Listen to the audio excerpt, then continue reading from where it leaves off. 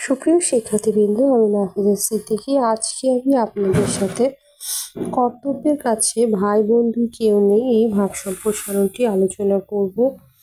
তো ক্লাসটি শুরুর পূর্বে নিয়মিত এই ধরনের ভিডিও নোটিফিকেশন সবার প্রথমে পেতে চ্যানেলটি সাবস্ক্রাইব করে পাশে থাকা বেল নোটিফিকেশনটি প্রেস করে দিন এবং ভিডিওটি লাস্ট অবধি দেখার পর কেমন লাগে কমেন্টে জানাবেন।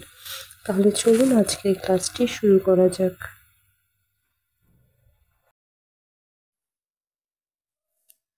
কর্তব্যের কাছে ভাই বন্ধু কেউ নেই। ভাব সম্প্রসারণ। নিষ্ঠার সাথে কর্তব্য পালন করা এ পৃথিবীতে সবচেয়ে কঠিন কাজ বলে তার সঙ্গে কোনোটি তুলনীয় নয়। কর্তব্য পালনের মধ্যেই জীবনের সার্থকতা নির্ভর করে। সকল মানবিক সম্পর্ক ও স্বার্থের উপরে কর্তব্যের স্থান। কাজের মধ্যেই মানুষ বেঁচে থাকে।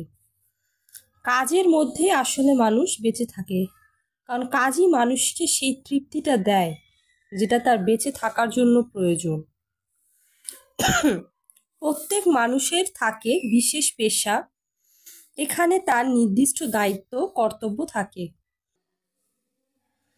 এছাড়া পারিবারিক ও সামাজিক কর্তব্য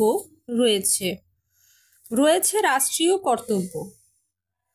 এভাবে মানুষ নানা কর্মের মধ্য দিয়ে দায়িত্ব কর্তব্য পালন করে থাকে। পৃথিবী এক বিশাল কর্মক্ষেত্র। এখানে কর্তব্যের কোনো বিকল্প নেই, কিন্তু কর্তব্য পালন করতে গিয়ে মানুষকে নানাবিধ বাধা বিপত্তি ও ঝুঁকির সম্মুখীন হতে হয়। সে যখন কর্তব্যটা পালন করতে যায়, সে কর্তব্য পালন করে তো ঠিকই, কিন্তু সামনের ব্যক্তিকে সন্তুষ্ট করা তো এত সহজ বিষয় নয়। তাকে বিভিন্ন রকম ঝুঁকির সম্মুখীন হতে হয়। এতে আছে ব্যক্তি স্বার্থ।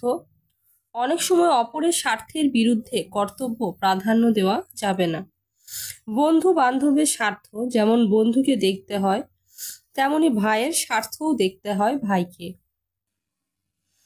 কিন্তু ভাই বন্ধুর স্বার্থকে বড় করে দেখে যদি কর্তব্য পালনে বাধাগ্রস্ত হয়, তাহলে কর্তব্যপরায়ণ মানুষ যে স্বার্থকে উপেক্ষা করে কর্তব্য পালনের উপরেই গুরুত্ব দেয়।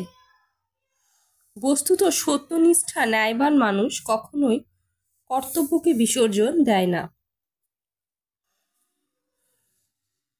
প্রকৃত কর্তব্য পালনের মধ্যেই মানব জীবনের সার্থকতা।